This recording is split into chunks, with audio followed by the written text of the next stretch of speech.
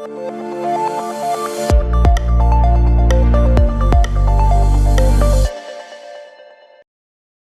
you so much. And let me, before starting, also again, thank you for being able to be present and talk to you all with regards to cloud security, technology, people, and the impact. And always an honor to be able to talk on the Luxembourg Internet Days. So, without any ado, here we go. The presentation is there. So, thank you so much. So, indeed, as lead technical cybersecurity specialist within Microsoft, I'm actually very happy to be able to talk to you about cloud security, from the secure identity up into the confidential information. So if you could go to the next slide, please. So what I wanted to explain you is that, of course, there are a lot of reports that are available when we talk about the impact that COVID had on the workforce. Now, of course, I could explain you for hours and hours with regards to all our findings and what we know, but I actually wanted to take the time today to talk to you and to start talking about the impact on Microsoft. Looking at the numbers, for example, these are physical numbers of the employees that are entering the Microsoft buildings. As we all can see, this is of course taken from a global scale when people are entering the Microsoft buildings in the world. And of course, as everyone knows, the impact was pretty drastic on a human level, on a physical level. Now, when we translate that human and physical level into technology, the advantage that we had is, of course, we were able, thanks to the transition into a hybrid workforce, into a hybrid technology that we were going on for the last years, and especially not mentioning the native cloud world, because even within Microsoft, we, of course, also have applications that are still running in an on-premises situation for the next foreseeable time. But as mentioned, the technology that we had already in place, the migration that we had done into moving to a hybrid workforce, that helped us. Now, let's step away from Microsoft for 2 seconds, and let's actually start talking about the world. So if you could go to the next slide, please.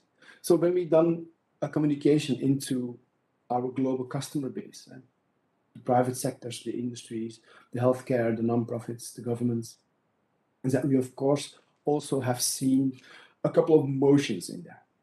And when we talk about hybrid workplace intent, then we really talk about companies that were either intentionally moving into that hybrid workforce or are right now planning.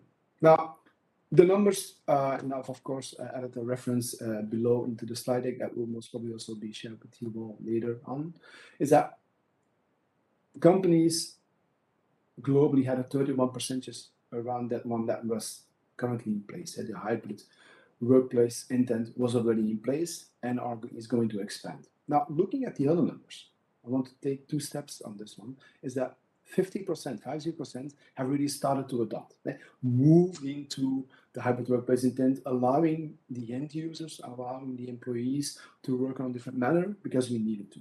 Now, when we talk about the technology, the infrastructure side of things, about the adoption into a hybrid workforce, into a cloud native or a cloud first world, these numbers are not that important. Now, if you can go to the next slide, let's take a little step back and let's actually talk about this level. And this is more, of course, a technical architecture that we see. And these are the things of the projects that companies start to set up. And to the left, we have our on-premises network. Everyone understands this. On an IT level, we have our domain controllers. We have our networks, our infrastructure components, our servers, our clients, just whatever we need to work and to allow our end users and our business to work. And then we start moving into a hybrid model. On a non-technology basis, everyone understands the words expansion of infrastructure, lifting and shifting, modernizing applications. So from a project approach, from a business side approach, we need to inventory, we need to analyze whatever we need that could be moved into that hybrid model. On the technology side of things, we then start talking about things like site-to-site VPN, point-to-site VPN, moving into the security groups, moving into the Azure type of infrastructures within the networks, like, for example, a hub and spoke model, and where we have, for example, the hub virtual network components that are set up, that are actually having the integration of the outside world in there, and then isolating the spoke type of infrastructure components with spoke network segments out there. Everyone understands that the infrastructure components, while we are moving there, are indeed also meant to build based on security principles, because that's what we're talking about today, cybersecurity. So we then talk about Azure or other types of firewalls. We talk about Bastion or privileged access workstations. We talk about segregating networks, leaving to the cloud in a different manner. Now, what people tend to forget when we move into a digital transformation, when we move into a lift and shift expansion or modernization approach, the cybersecurity tactics, the cybersecurity approaches and methods to attack companies also have evolved for the last years. Now, if you can go to the next slide, there's something I want to show you. Now, this, of course, is a print screen that I've taken from a company with consent, of course, which is, again, of course, anonymized. It's based on a production environment. This company also was in full transition in moving last year, about November 2020 was, and I believe it was that Friday night that the customer called us, say, guys, we have been brought down. A ransomware attack, everything that they could access in the past was down from the on-premises into the cloud world. Now, whilst we were doing the investigation, we also saw that, of course, the cyber actors were already in place from June. So think about the kill button, November, but the first activities were in June. So what we see, for example, here is a technical print screen of a solution that we have from Azure Active Directory Identity Protection. So think about this. When we have indeed that modern workplace, that hybrid workplace, that migration that is going on, identities as a starting point of our security are actually more in focus. For the technical people in the room, everyone understands that when we are in an on-premises IDP environment, identity environment, we talk about, for example, Active Directory, and all our identities are in there in our on-premises. Right? It is protected by security solutions, by firewalls, network intrusion prevention systems, and everything else. When we move into that hybrid workplace, one of the first things that happens always is modernizing our identities, moving our identities in a hybrid or a cloud-native world. For a cyber actor, they do not need to walk through a firewall, take necessary steps to attack an endpoint, and then via that endpoint, take the necessary activities to move laterally and get into an on-premises domain controller system or something else to attack identities and move away from that level. From the moment we lift and shift, we modernize, our identities also move into the cloud. So the way of attacking changes. On a couple of levels, it gets more complex for cyber actors. On a couple of different levels, it gets more easy. This print screen that we see, for example, is of that company. And we can see, for example, in the left side column, the date. So on one day, in a couple of hours, we can see from a lot of different IP addresses, but even more importantly, from the locations, and of course, anonymized, successful and unsuccessful events. Now, what is interesting, we can see, of course, France, Holland, UK, Riyadh, Luxembourg, everything, New York, just name it out there. Now, the interesting thing about this, the user column actually consists of 6 different users. That's it, 6 users, constantly getting hit. Why? Because based on the initial attributes that the cyber actors have gotten, they have gotten a lot more data. And they were able to exploit data. They were able to get data from identities and something else also in their hold, and then can start moving away to go more aggressive. So that's the first thing I want to give with you today on think about this. So if you can go to the next slide, please. Because right now we actually are talking not just about the kill chain model, the default kill chain model, but think about in your migration, in your hybrid workplace, think about the cloud kill chain model. Think about the exposure, access, lateral movement, and activities that can take in. As one particular example, and I will not go over everything in detail, but one practical example we see, which we sometimes see next to credentials, next to brute force attacks, is that when you start implementing a hybrid world, when you start building cloud-based infrastructure components and build them by design on a secure manner.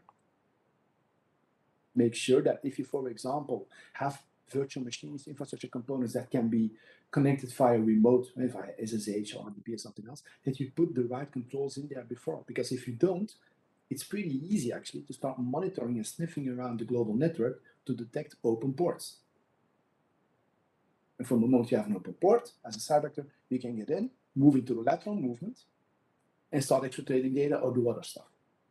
So the cloud kill chain model is actually an addition to the existing ones. And not talking about, of course, the very important ones, which is the MITRE attack framework and everything else, but this is more on a high level.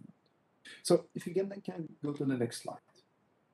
Now, based on the cloud kill chain model and how cyber actors can get in, of course, from the blue side of things, from the security defense side of things, there are, of course, processes, activities, and technologies that can assist. We have the capability, and we should always envision and taking into account when we talk about that modernization activities, when we talk about that lift and shift operations, that we immediately take industry-based solutions, industry-based technologies and acronyms, if you will, into place. For example, cloud security posture management. Make sure that if you build native cloud or hybrid infrastructure components in there, that you are able to view and are notified when the baseline that you have set, the technical baseline, security baseline, when it is not in order. Are there assets that are right now not aligning to, for example, SIS or something else that you have implemented where you are monitoring for? If you're going to build indeed these cloud-based components, make sure you protect them in the right manner. It's like everyone understands, the AV is good for a couple of things, not a lot anymore. Default AV, when we talk about different types of components and technologies, we need to have the right protection around this.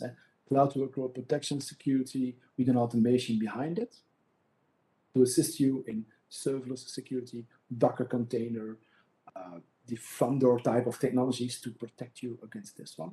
And of course, moving into a SaaS world, taking into account that you have the capability to not only discover shadow IT and make sure that everyone is understanding in the IT and security department understands what you are doing, but also take the governance and control on this. Because in the end, companies are working with data. I do not have to explain to you normally, in principle, the CASB solution is not just based on shadow IT or something else, it's also based on data governance, which is a very important aspect. And as mentioned before, cloud identity. Make sure that not just on a technology manner, but also on a process manner. Identity governance, identity management, and all the processes around it need just not only to be enforced and managed on a business level, but need to be translated into a technology level. So we can go one step further. Thank you. And a couple of ones. I think I made the animations interesting. A couple of two extra. Thank you so much. Now, of course, with Microsoft, we also had to take into, whilst we were going through the transition, we need also to take into account that we also needed to build an update and then change the way that we worked and also add the right technologies in there. Putting the right technology where it matters, when it needs. So, can you go to the next slide, please? There's one thing I also want to add on this one, and not going to go into depths about data loss prevention and data exploitation and all these kinds of things, but think about not just the security type of things, but as mentioned before, add the new technologies when you need the right emerging ones. So for example, if you can click on the next slide, data protection. Of course, I'm not going to go into depth about all the things about data protection. We understand data relay type of encryption like BitLocker, like everything else, when we move data outside or inside when it is in transit. But the new kid on the block, already a while ago, but needs to be more into focus, is of course confidential compute. I've mentioned cloud identity, secure cloud identity into secure cloud data motion. We need to take into account that we use confidential compute for specific types of data when needed. The more we move with sensitive data, the more we move into the cloud model, the more we need to take the full security breadth of scope of data into account. And confidential compute, using homomorphic encryption and everything else, is something that we really need to start envisioning to investigate and put in place. Like, for example, if you click on the next slide, Azure SQL, for example, that can use and that can be integrated in the three models of data protection. We need to have the data in rest and data in motion, in transit. But when we start using that data even into the infrastructure components, like, for example, Azure SQL, we need to take into account that if there is sensitive data, if there's PII data, if there's very confidential data that needs to be protected even from out of the hardware layer, then secure computations using cloud and confidential compute is something that is vital. Now, if you click on one slide further, please, and I want to take the necessary time for this, is that from out of Microsoft, we also are taking into account that the focus needs to be there into the future. We are putting huge investments in there to not just build and implement the confidential compute with the TEEs and everything else, but to make sure we also provide that layered approach. When we talk about the TCBs, when we talk about the trusted launch VMs, and we need to model as an entity the right type of secure and confidential computing to protect the data even from the hardware layer. This is not just based on the technology, on the technical needs. This is, of course, taken also into account of the regulations that are out there. We need to be able to conform as much as possible with all the regulations that are in place when we talk about hybrid workforce. Hybrid workforce consists of an identity up until the infrastructure compute and the data. That's why we need that area in there. So if you click on the next slide, please. I don't have a full day. I wanted to have a full day on this one, but what I want to take away with you is think about when you are moving into the hybrid workforce in that cloud identity, cloud data, cloud infrastructure way, think about the process. Think about, for example, the cloud adoption framework that we also offer, but then for your modern hybrid workplace. Think about a strategy that you need to define. And when you start defining the strategy, implicitly use security by design on all vectors that will be taken into account on this area. Plan the right projects, use the right people and the right skills to get ready for your implementation and the adoption.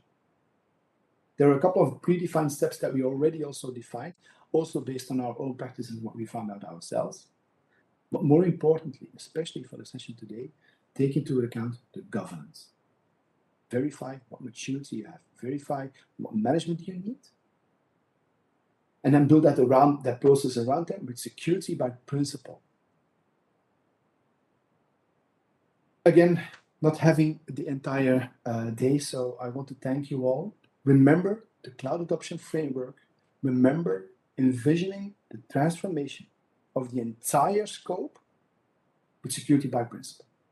Thank you all.